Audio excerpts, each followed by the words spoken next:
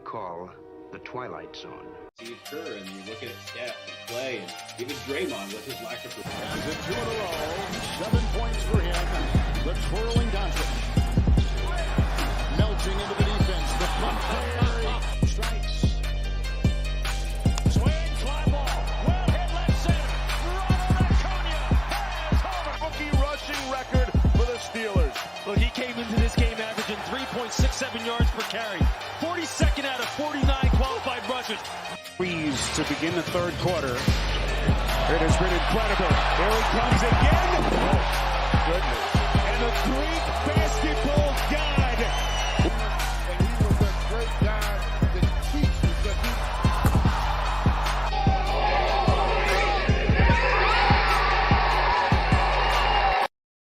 the And here we are. Championship Sunday, Todd. And it is Boy, oh boy. It is a doozy. We got a doozy going. Oh man, I am just such a ball of nervous energy and anxiety and excitement and everything rolled into one. How are you feeling over on your end today? So I mean, obviously I've said it on here a lot that I'm a man of very specific superstitions when it comes to sports, right? Mm-hmm. So I lived my whole life of playing sports, having specific routines. So I have my regular season routine in which I follow, and now I have my playoff routine that I followed the last 2 years, which is obviously this sweatshirt, the shirt, and the shorts that I'm wearing are all the same things that I wear on Sunday, including my socks. Yeah. I shave my head every playoff game. That's just that's become a part of my parameters. Okay. Declan wears the same clothes for all the playoff games. Bobby, thanks for liking the stream, man. And Mary also wears the same Bengals hoodie for every playoff game. Dude, it's so funny you say that because I do the exact same thing. This hat, this Joe Burrow jersey, the same black jeans, and the same, I don't know if I can get them on camera here, but the same Cincinnati socks. They've got three ways and oyster crackers on them. I dig it. Yeah, so I've been wearing the same thing, and later this afternoon, I will be drinking my Tito's and cranberry, which has been a thing this year that I've adopted, but it's all been during the win streak. And I got to keep it going because if I don't, it'll affect the game. You're right. Mine is PBR, Bud Light. I have to have a little bit of both. Well, and Bobby's coming in saying y'all start drinking it. No, Bob, but thanks. It is the PM. It is 12:54 p.m. So I'm finishing off my last ritual, which is drinking a full pot of coffee before the game start. So you just won't be like at all, will you? No. Oddly enough, this somehow calms me down. Sure. Just I don't know, 1,000 milligrams of caffeine just coursing through my veins just makes me relax a little bit before watching football. I don't know how it makes. You're a dad of Declan's, less than a year old, right? He's about to be 2. About to be 2. Shit, my bad. So either way, you've got a child that demands most of your time, gets up early, can't function without you doing the same. I'm blessed actually in the fact that today something crazy happened. My daughters made their own waffles, which was, it's a milestone. It's a milestone. That's great. Dude. They got them out of the freezer, threw them in, fired them up. Mom and Dad laid in bed. It was phenomenal. So it's incredible. Once you get there, man, I can't wait. I can't wait for this moment. So anyway, you're running off the pot here. It's been 2 years of it. So Bobby's coming in with a question here saying, what are the lines? What are the bets of the day? There's a lot of juicy ones flowing around there, Todd. There is. I think what we need to do here is just kind of get into the first game, the NFC matchup. We've got San Fran obviously traveling on the road to Philly. Have you been seeing all of the stuff on Twitter in regards to Philly fans kind of reacting to the influx of the Niners faithful that has traveled across the coast? Yeah, I'm not well versed on it, but I've seen little quips of it here and there. I think you said something Wednesday night, and I kind of followed up just to see where Eagles media is just kind of on this like fuck you attitude now, where like you got to beat us no matter what. We're the best team, and I've been following it, and it's 110% true. Mm-hmm. There is no falter. There is no falter in the confidence of Eagles media. It's kind of crazy. Yeah, no, it is, and yeah, I was listening to one of the Locked On podcasts, and that was where I kind of got that vibe from those guys that run the Eagles one. And yeah, I think that's pretty chalk for Eagles fandom. But what I'm referring to is when they put a Niners jersey on on the Rocky statue. And then I did not see that. Yes, so Niners faithful put a 49ers t-shirt or jersey on Rocky. And then yesterday there were Niners fans coming back up to the Rocky statue, Eagles fans standing in front to guard Rocky and keep people off of him. So tensions boiling up a little bit. You got the Bay Area fans, never known to be pushovers for sure. Anybody that's gone to a game in Oakland or San Francisco, for a Giants game, an A's game, whatever. I've got a story from my father-in-law. One of his buddies went to the ALCS when the Tigers were playing the A's in the ALCS, and brutal. Absolutely brutal. And of course we all know about the black hole for the Raiders when they were in Oakland. Yeah. But absolutely insane. So Bobby's coming in here, build a rally towel parlay live, at least 5 legs, and I'll throw 10 on it. So I think I like that, Bobby. Let's get saucy. So for this, I think one of them comes in this first game. It was my lock of the week, and I'm sticking by it. It's George Kittle over 3.5 receptions. I think that's a great bet right now, and I'll tell you why.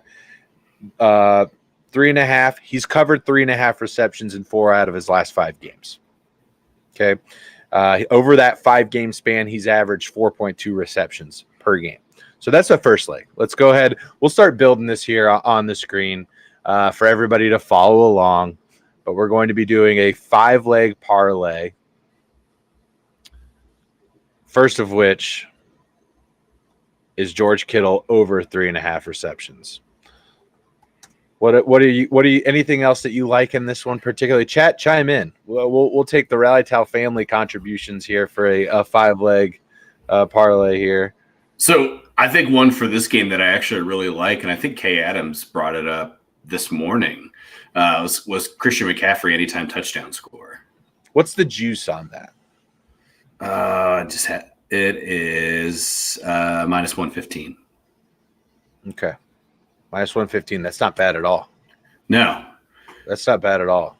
No. So let me see. I think that another one in this game that's at least plausible, I think right now is like plus 1 or minus 110 is Jalen Hurts plus 150 yards in the air. That's the line, or is that an alternate spread that you're saying? That's an alternate spread. Okay. Excuse me.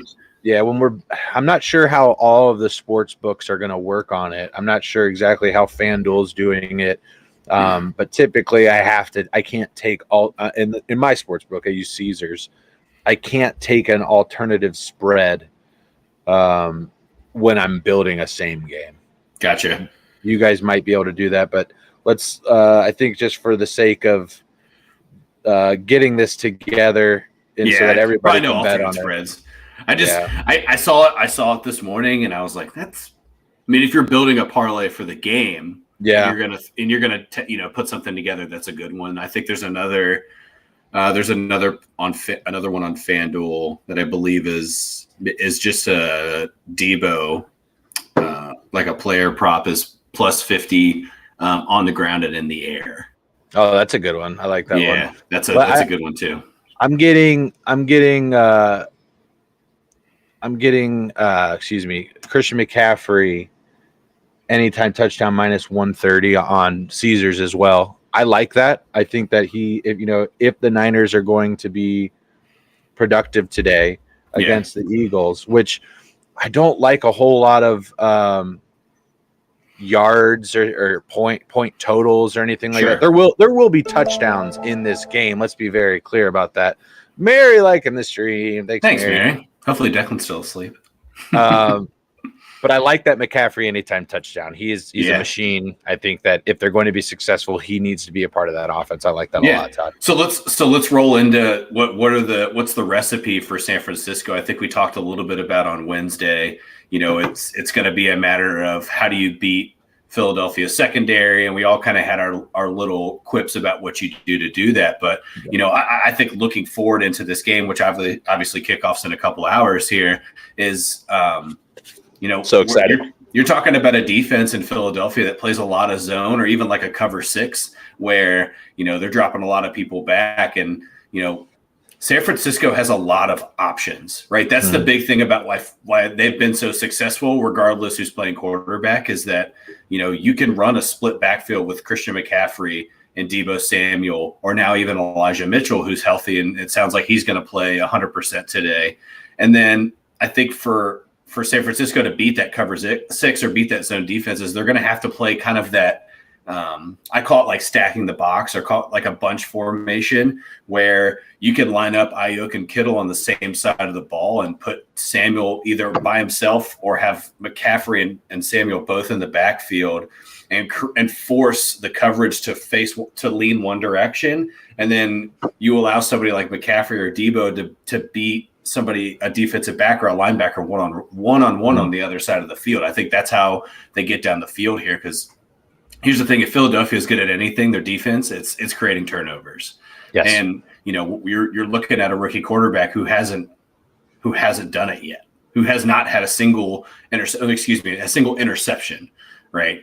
And today's the day where if I'm Kyle Shanahan, I'm thinking, how do I keep him from turning the ball over? Because my concern with him is once it happens once, that you just kind of bunch up, tighten up a little bit, and then you start forcing things unnecessarily. Or if you get down a little bit, then he's going to have to try to create more plays, and that's where the turnovers start kind of climbing up and climbing up and climbing up. So I think it's going to be for San Francisco, and even if it's not McCaffrey and Samuel in the backfield, it's Kyle Juszczyk in the backfield too, and getting him involved in the offense. I think you're just going to have to keep the ball forward of those secondaries. That's my thing for San Francisco if they're going to beat the Eagles.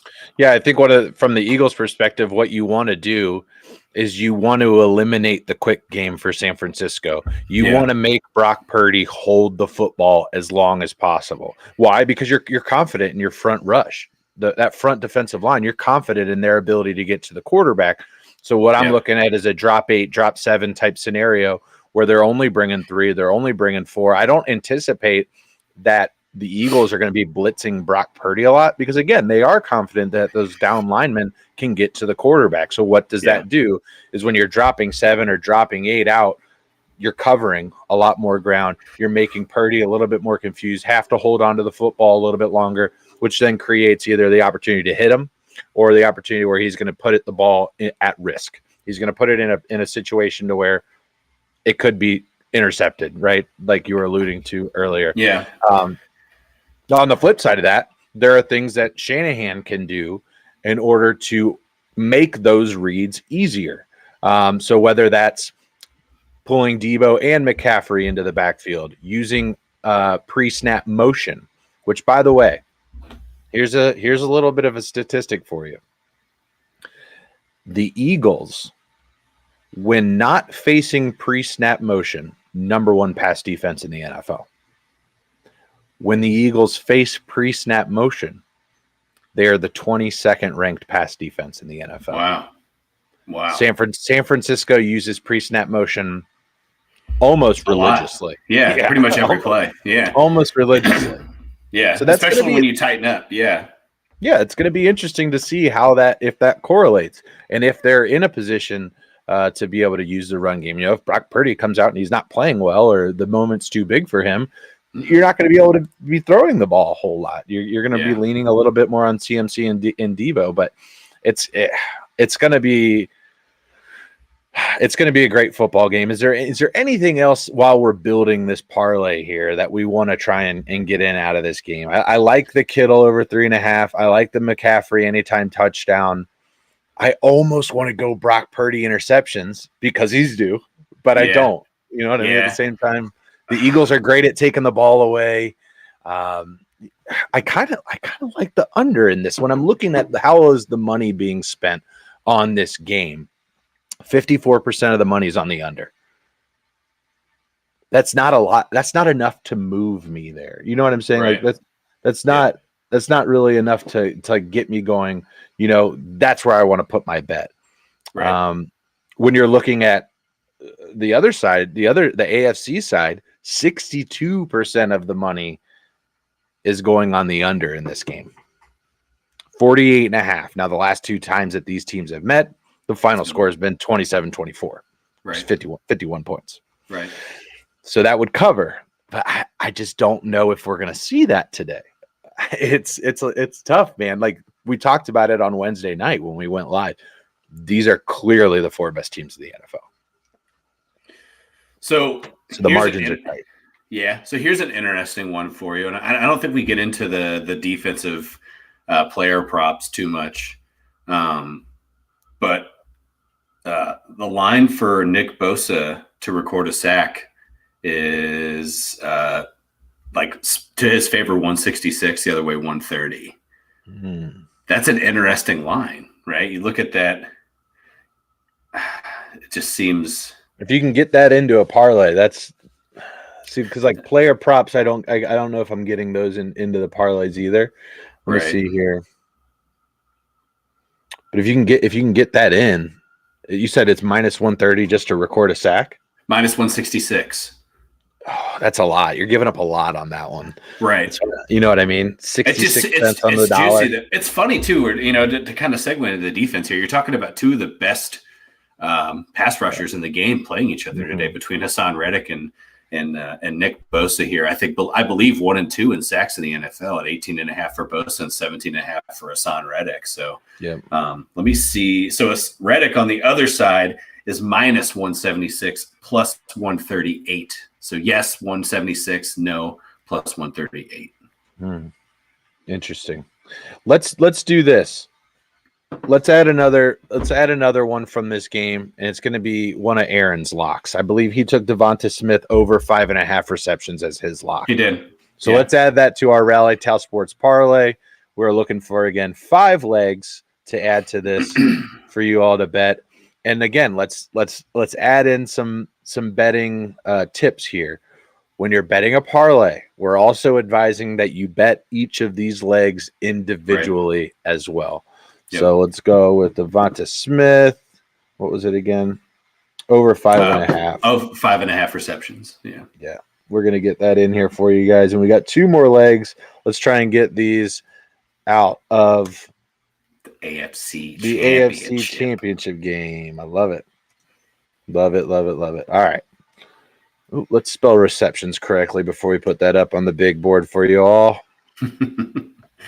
All right. So here, what do you think from the Eagles offense, right? So we talked about what the 49ers need to do to win with the ball. What do you think is the recipe for Philadelphia to put points on the board? Long drives. Drives is my recipe for success. Leaning on the run game, establishing that offensive line's dominance early on the San Francisco defensive front, and leaning on them. Kind of just pounding the rock, running it. Utilizing obviously Devonta and AJ might be a little bit limited, based on a potential leg injury that he had in the last round.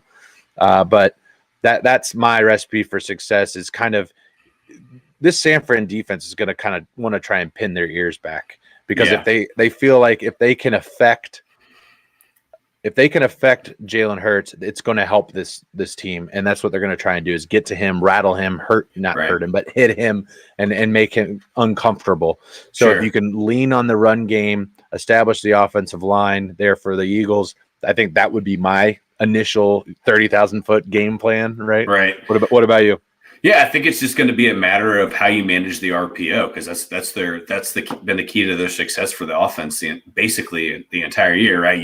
You alluded to both parts of the RPO, and how are you going to lean on the run game to start, right? I think that's going to be the big thing for Philadelphia. Is you're talking about putting long drives together. Obviously, the run game being above average in Philadelphia between Jalen Hurts, Miles Sanders, Gainwell, Boston Scott, whatever. You put it all together.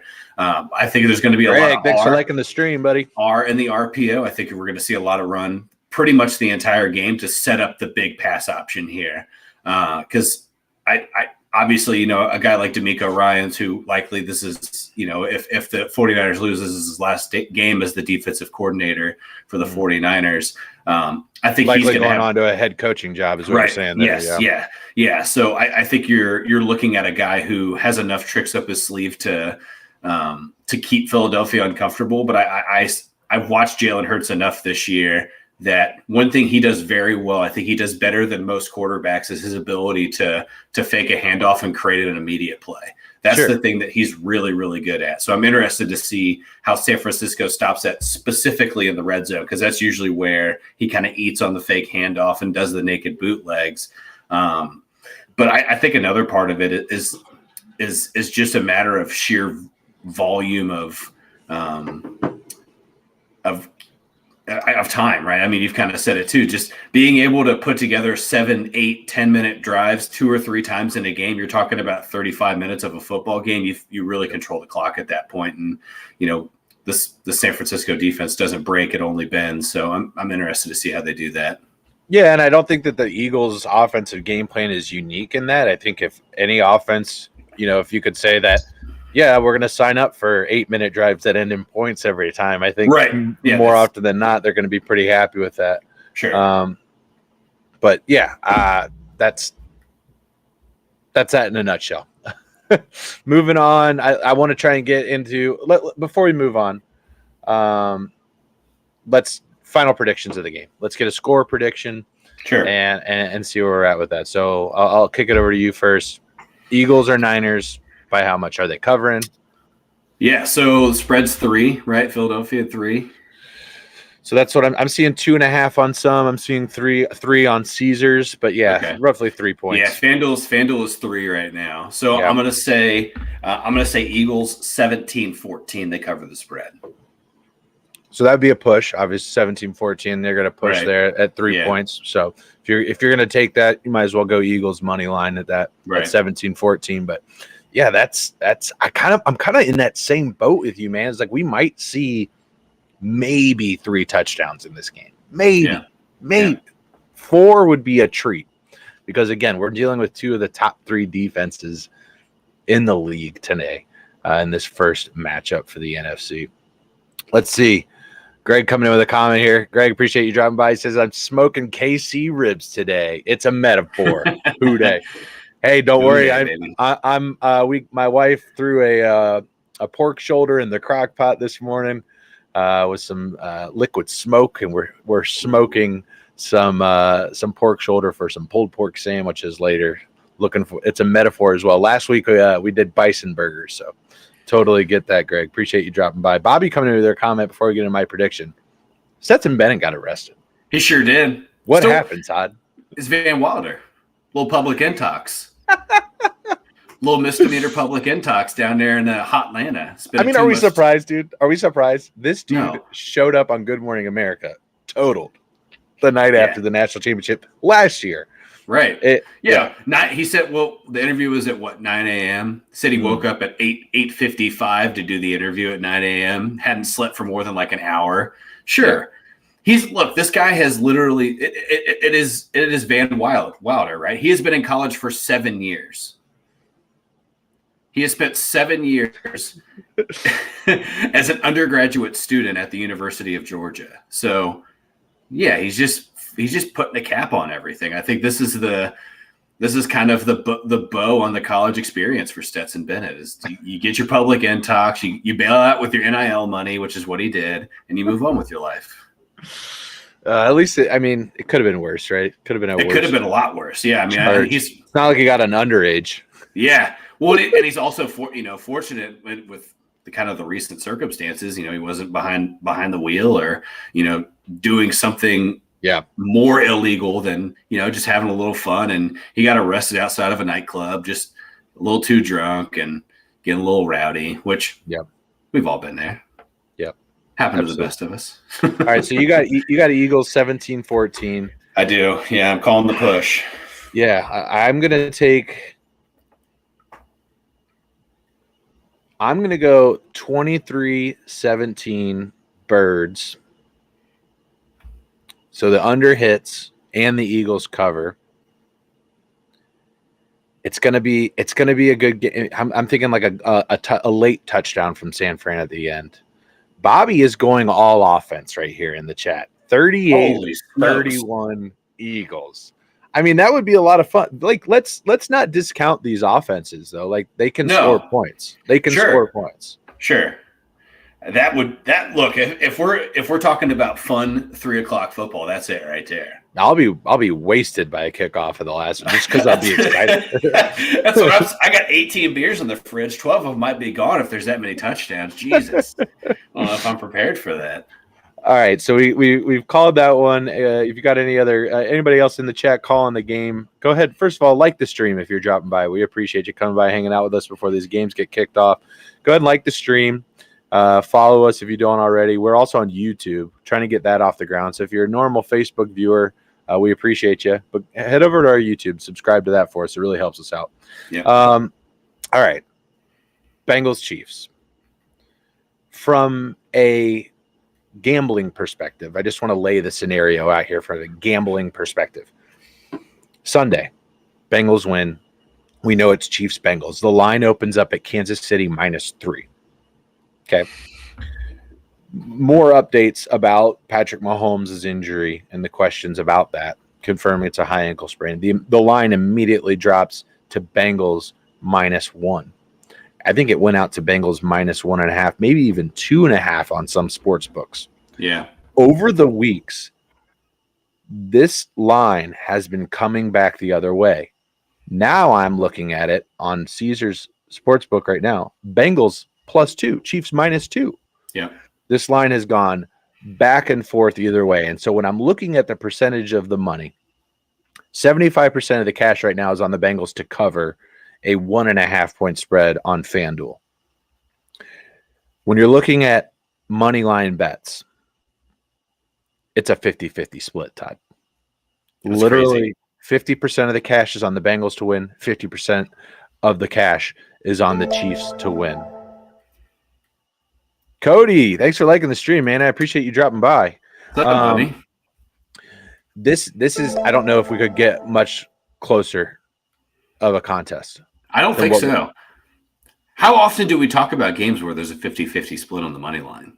We don't. That's what I'm saying. I've never in the 2 years that we've been covering, been doing this pick'em, and fortunately you've been blessed to be able to cover the betting odds for us for the last 2 years, being in Michigan. But this is the first time I could ever think of us talking about a 50-50 split on a money line for any football game. And to be fair, we've just recently started getting into looking at where the percentage of the money is going, because we find that as a useful tool when we're looking at bets. But yeah, 50% of the cash on the Bengals to win, 50% of the cash on the Chiefs to win. And as I mentioned earlier, 75% of the cash is on the Bengals to cover. Now, my logic as to why that number is so inflated versus the money line bets when the spread is not that drastic is because of the way that the spread has moved. So when initial bettors are seeing Bengals +3 when that spread first came out on Sunday night, sharps are throwing money at that. They just saw the Bengals roll Buffalo. They're gonna hammer +3, which is why the line came down. And eventually the Bengals were favored. And then the money starts going, okay, I'm getting Chiefs +2.5 at home. I'm gonna take that all day. And that's why it came back the other way. And then now that we're starting to see, the spread figure itself out, that's why you're going to take the people that were taking the Bengals at 3 are probably feeling comfortable at taking them at 1.5, 2 based on the juice. So that's my logic for why we're seeing that disparity between percentage of money on the spread versus percentage of money on the money line. But let's get into a little bit of these prop actions for these bets, Todd. I'm kind of in the same boat for this one. I don't necessarily think this is going to be a scoring show. No. I don't see a whole lot of offense happening here. for multiple reasons. So why are you kind of along those same lines?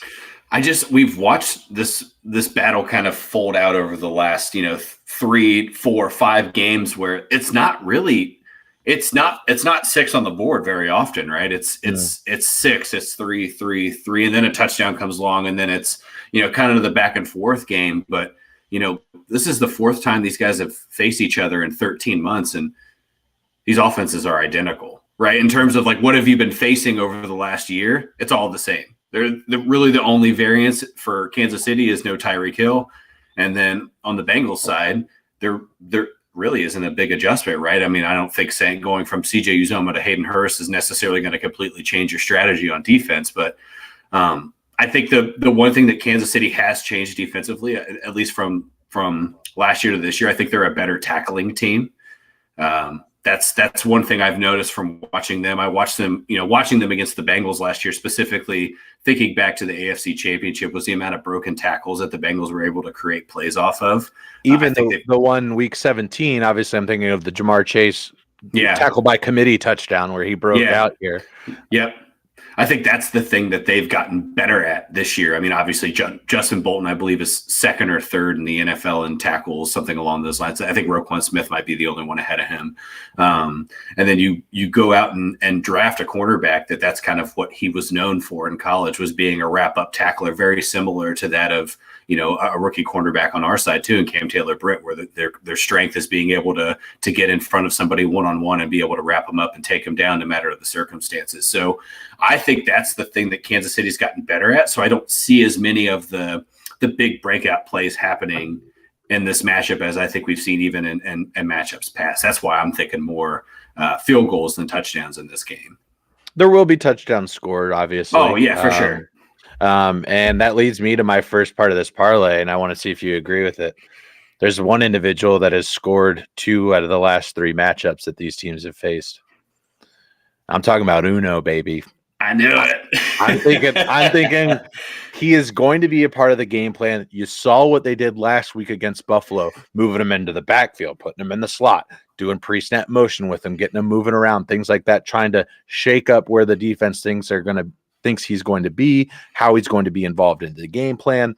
And what that also does is kind of gives a little bit of forgiveness, if you will, to that offensive line, because when Jamar Chase is moving around, that defensive line has to be cognizant of, hey, best athlete on the field is moving somewhere. What could be happening here? And when they bring him into the backfield, it could be a screen pass. It could be a little dink out to the right. It could be just a decoy for T. Higgins running deep down the sideline. Who knows? But it just causes that second of thinking. And again, 2 out of the 3 matchups, he scored a touchdown.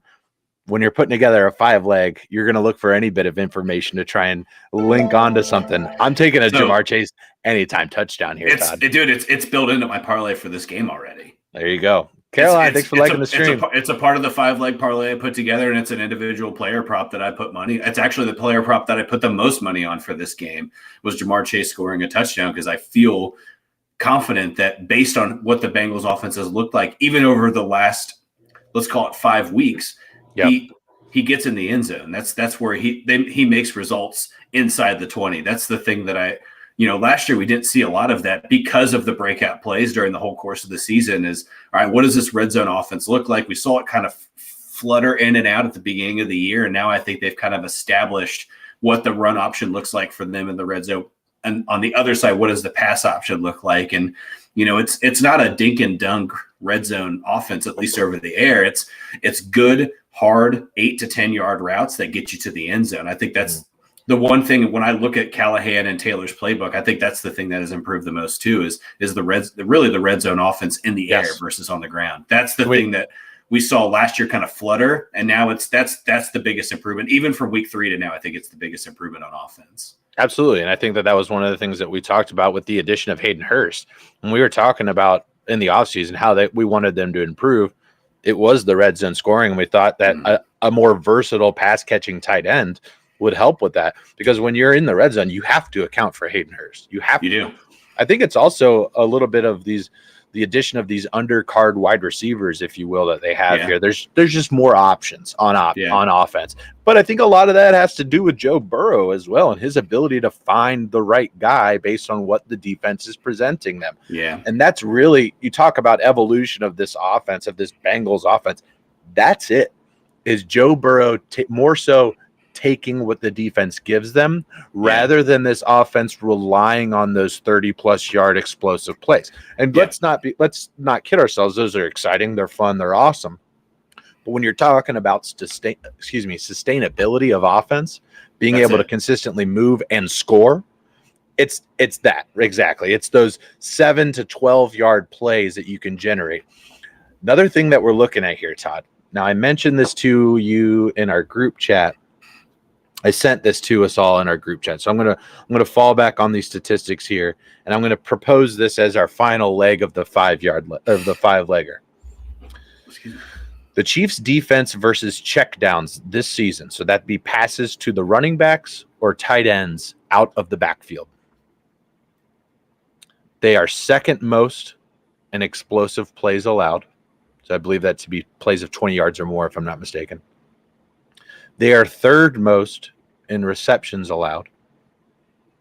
They're 27th in success rate. So they allow successful plays.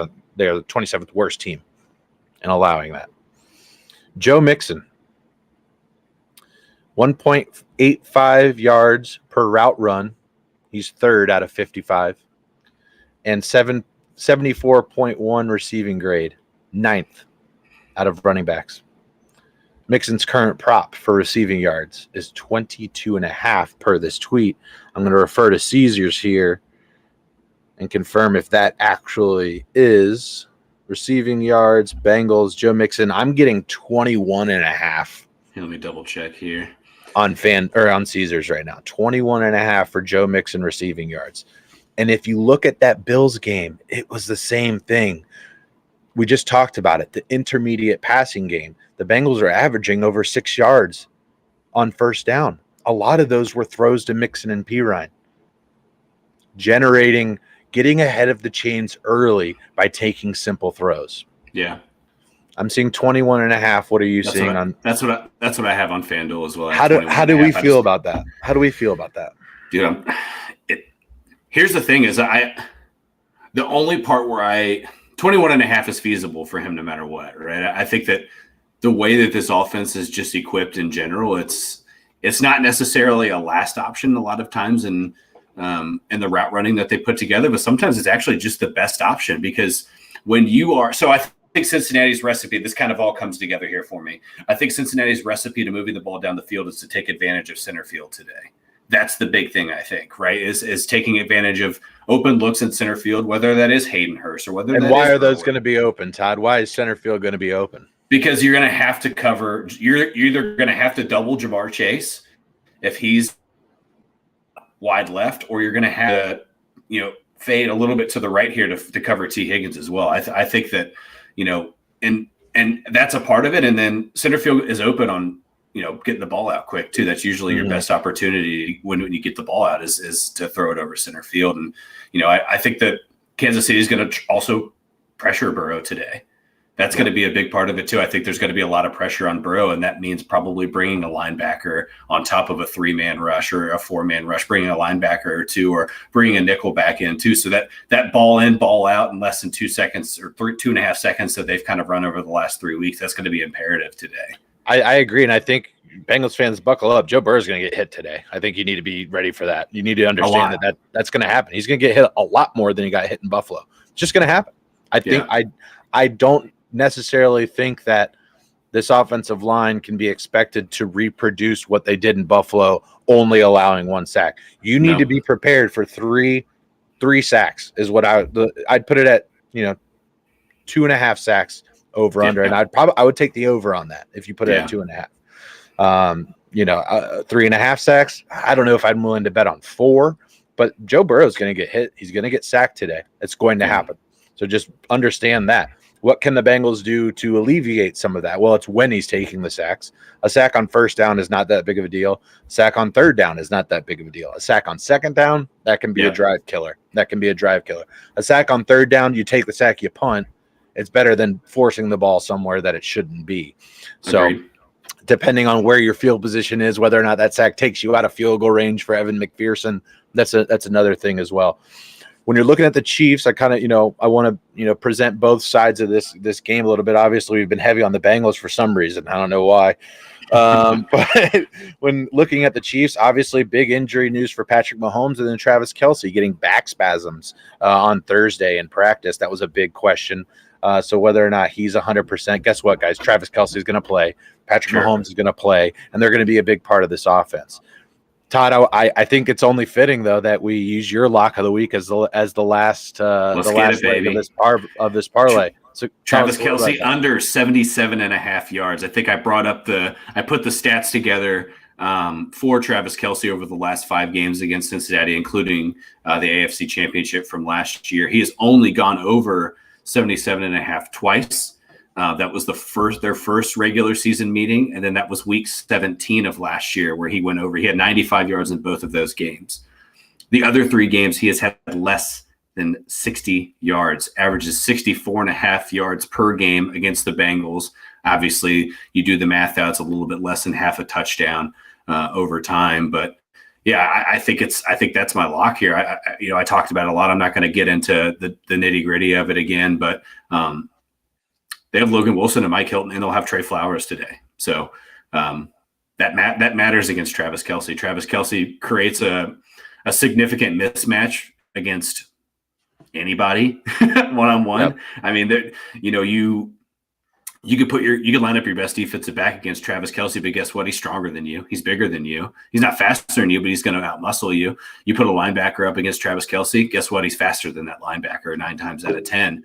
But we watched Logan Wilson, Jermaine Pratt, Davis Gaither, Mike Hilton all last year, whether it was kind of a mix of the 4 of them playing them last year. And then this year when they played Kansas City, it was a lot of Logan Wilson and also Sam Hubbard kind of falling back on Travis Kelce and getting in front of Travis Kelce. That's the big thing, is you have to get in front of him, because Mahomes knows how to, kind of dunk the ball to Kelce, right? He's really good at putting the ball where only Travis Kelce can catch it, because that's chemistry of football. When you play together enough, you know how to read each other. Sam Hubbard is a real disruptor to that.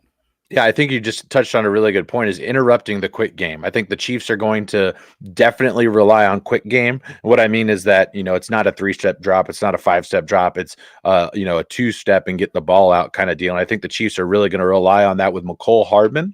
Mm-hmm. And I also think with Travis Kelce and the running back too, McKinnon's a big part of that as well. So, establishing the run game, getting the ball out quickly, those are the things the Chiefs are going to look to do. And Todd is exactly right. Last year in the AFC Championship game, you saw a lot of, okay, if we've got trips to one side, in Travis Kelce's line end over there with Sam Hubbard, you're going to see Sam jam Travis Kelce and then float out into the flat with him to take that quick pass away. Yep. And that is Patrick Mahomes' first read every single time. Brian, thanks for liking the stream, man. That is Patrick Mahomes' first read, is when Travis Kelce is leaking out in the flat. Those trips are going to take the corner and safety back. It's going to open up a quick 6-yard gain, basically, because Travis Kelce isn't going down on the first tackle quite often. He's going further. So he's going to look for that and hit it. When you've got Sam Hubbard floating out with Travis Kelce on that takes that away. And then he's coming back to the second read. And if they're playing solid defense on the other side of the field, you're locking that up. Those deeper routes that are emptying the flat space for Travis Kelce, those take longer to development. You're getting Patrick Mahomes to hold the ball a little bit longer, giving your pass rush time to get home. That's some of the things that Lou Anarumo was able to do successfully last time. We'll see what they do. And that's one thing Patrick Mahomes has said. He's like, every time I play these guys, they come at me with a different look. A different look every single time. And that's quite often what you see is Patrick Mahomes looking confused sometimes, more often than not. Let's be honest, though. Patrick Mahomes is the best player in the league. Yep. And he might be the best competitor in the league, too, after watching him last week against Jacksonville. Nothing but respect for Patrick Mahomes, nothing but respect for Andy Reid and that Chiefs offense, Travis Kelce, Spagnuolo. I think they've got a great organization over there. It's going to be a hell of a football game, as always. Every game has been decided by 3 points, so it's not like we're talking about anything crazy going over here. Bobby wants to add a 6th leg here. The only thing that worries me about a Hayden Hurst over 3.5 catches, Bob, the only thing that worries me is he had a little bit of a calf flare up. It's the same calf that he sat out for a couple weeks with too. Same leg. That's the only thing that worries me is he might not be as much in a gameplay. Watch, it's gonna hit. Watch, we could have had a 6-legger on here, but I love the 5 legs are good. I'm good with it. I like the 5 legs, ladies and gentlemen. So let's give our predictions here, Todd. Then we'll lay out our parlay for everybody. We'll go over it again, and then we'll get out of here and let people enjoy their football Sunday. So let's hear your prediction from, we'll just say GEH Field. I'm going to say 27-20 Bengals. 27-20 Bengals is Todd's prediction. Coming with a Jamar Chase touchdown, I hope. Oh, this is I'm worried about this game. I'll be honest with you. I'm worried about this game. I'm just concerned that it just when my joy can't be forever. I can't be. I cannot be this happy watching football. Sure. I can't. It just doesn't happen. Yeah, it feels weird. It does feel weird, but it's going to continue today as the Bengals roll into Burrowhead and take down the fucking Chiefs by way of an Eli Apple interception. And when that happens, the internet will fucking explode. If Eli Apple it'll shut down. Twitter will shut down. It'll break. Twitter will break. If Eli Apple gets an interception today, Twitter will break. He doesn't pick the ball off very often, so it would be absolutely huge. Big part of this Bengals defense is going to be Mike Hilton. I'm excited to see what he's going to bring to the table today. Thanks, whether it's jumping in and smacking Patrick Mahomes, or stopping the run game, which he's been phenomenal at. Mike Hilton's going to be huge. But I'm going to go. That's open field tackler for the Bengals. I really firmly believe that. Him and Von Bell, in my opinion, are just phenomenal in that aspect. Sure. I'm going to go with Bengals 31, Chiefs 20. Ooh, I like it. And we'll see. We'll see. I'm sweating over here. I ain't gonna lie to y'all. I'm sweating over here. Yeah, I think the big thing too, right? And we'll summarize here in a second. And I'm Corey. I'm sure you feel pretty similar to me. It's really hard to be a fan of a team that's kind of provided a lot of mixed emotion through our lifetime, right? Because you have to remember, for anybody that's watching, Corey and I started watching the Bengals and understanding football more in the Jeff Blake, Achilles Smith era of Cincinnati, of the Bengals at least. And it was hard. It's really hard to understand what you're supposed to do, right, in football and how you're supposed to win games. And then you don't see the recipe put together. And then you have these blips of optimism, i.e. Carson Palmer prior to the injury, and then Andy Dalton, AJ Green, that kind of summation of that team. This is the first time in consecutive years, really in our whole life, where we've had a team that's been exciting. I'll say it from week one. I don't care that they started 4-4. This has been an exciting team all year. Absolutely. And it's really been, it's cool for, I'm sure you feel kind of the same way too. It's cool to be a fan and to have people dislike you as a fan. We've never really felt that before. Yeah, we're Bengals fans are now annoying, which means you got to be good enough to have haters. It's important. You got to be important. Yeah. Yeah, you do. And I continue to think that the game plans that this team has come up with every single week has been phenomenal. So from a head coaching perspective, I think it's going to be par. I think from a quarterback perspective, it's going to be pretty much the same. I think we're going to get, Patrick Mahomes and Joe Burrow. Yeah, Patrick Mahomes will give him the nod because of the resume, but Joe Burrow's right there, man. And it's hard to bet against a guy that's never lost in January, whether it be college or professional. So I'm going to go with the guy that's undefeated in January. I'm going to go with Joe Burrow. I'm going to go with my Bengals, and it's going to be fun. And you know what? I'm just going to be bumping Drake back to back all day today. All day. Because Drake, since he dropped the stack on Kansas City. So, yeah, looking back at Cody's comment here, he's coming in saying Drake dropped $1 million. Let me find this comment here. So he dropped $1 million. Dropped $1 million on Kansas City. Drake is cursed when it comes to sports. This is also a dude that bet on Kentucky in the national championship when they lost to Wisconsin. So my as a Kentucky fan, even my following along with him gets real slim after that. Yep. So let's go ahead and put a bow on this one. We got our Rally Tale Sports Parlay today. We got 5 legs for you. The first of which, George Kittle, over 3.5 receptions. He has averaged 4.2 catches over the last 5 games. We're going with a McCaffrey anytime touchdown. The Niners are going to be scoring today. They're going to be using CMC. Third leg, Devonta Smith, over 5.5 catches as well. A.J. Brown looked a little limped up. We think he's going to be a big part of the Eagles' offense in the passing game. Jamar Chase with the fourth leg here. Anytime touchdown. He's scored touchdown in 2 of the last 3 matchups against Kansas City. We look for him to do that today. And, of course, the fifth leg, this is Todd's lock of the week. He's got Travis Kelce under 77.5 yards. He has only had over 77 yards 1 time in the last 3 matchups, twice in the last 4. 5. In the last 5, excuse me. Travis, 4. I believe they only played 4 games against each other, but it's he's only had 292 yards total. Yeah, you're right. This is the 5th matchup. You're right. Yeah, 292 yards total in those 4 matchups, and has only scored 1 or 2 touchdowns, I believe. 2 touchdowns. 2 touchdowns in those times. So 77.5, we're taking the under on that. That is your Rally Tale Sports Parlay. We appreciate you guys coming in and hanging out with us on this Sunday, helping us kill some time and kill some nerves here. So we anxiously anticipate this game. Go ahead and give us a follow on Twitter and on TikTok. Subscribe on YouTube and like us on Facebook. That's all we got here. We're going to get back to it. Enjoy your football Sunday, and we'll see you guys on Wednesday for Dingers, Dunks, and Drives. For Todd and Corey, see you guys later. Peace.